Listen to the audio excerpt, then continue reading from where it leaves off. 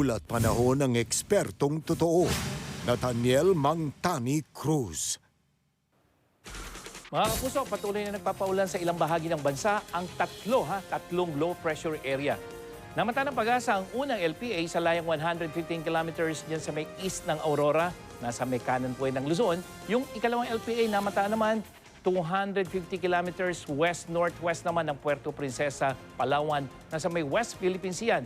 At yung ikatlong LPA naman, nasa labas pa po ng Philippine Area of Responsibility, 1,500 kilometers ang layo naman niya. East po yan ng Mindanao, nasa may Pacific Ocean yan. Bukod sa mga nasabing LPA, umiiral din yung tail end ng frontal system dyan naman sa extreme northern Luzon. Sa wind forecast ng Metra Weather, itong mga may highlight na ito yung LPA sa may Palawan, papalayo yan ng bansa mga kapuso. Yung pangalawa naman, yung nandito sa may Luzon, posible pong mawala yan sa mga susunod na oras.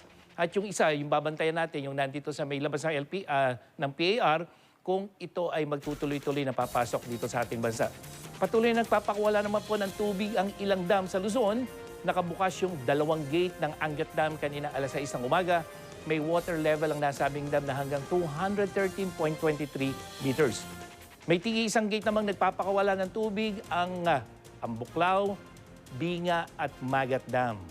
Magiging maalat, delikado sa maliliit na sakyang pandagat ang pumalaot sa mga baybayin ng Ilocos Provinces, dyan po sa may Batanes, Hilagang Baybayin ng Cagayan kasama ang mga isla ng Babuyan. Sa rainfall forecast ng Metra Weather, asahan niyo ng mga pag-ulan ngayong hapon mga kapuso dito sa malaking bahagi ng Northern Luzon, lalo na sa may Cordillera, dyan sa may Cagayan, Aurora, Quezon, maging dyan sa Calabarzon at Bicol Region.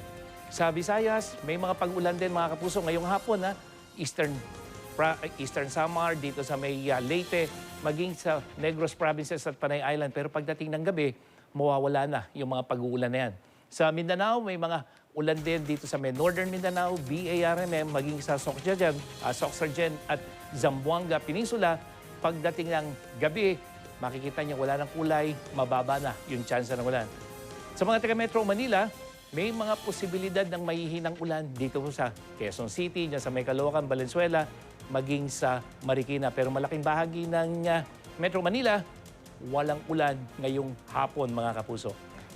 Yes, Mang Tani. Naku, ang tanong naming marami, may hahabol pa ba na bagyo hanggang sa pagsalubong natin sa bagong taon? Well, tingnan natin yung wind map natin na no?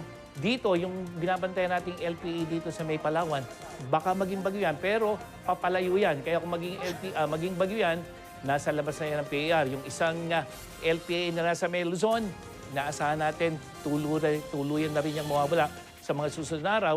Yung isang LPA na nandito sa may east ng Mindanao, yun yung posible na pumasok. Pero sa ngayon, mababa yung chance na maging isang bagyo. Ang mahalaga, Connie, sa darating na bagong taon, lalakas itong northeast monsoon, kaya lalamig po sa malaking bahagi ng Luzon sa bagong taon.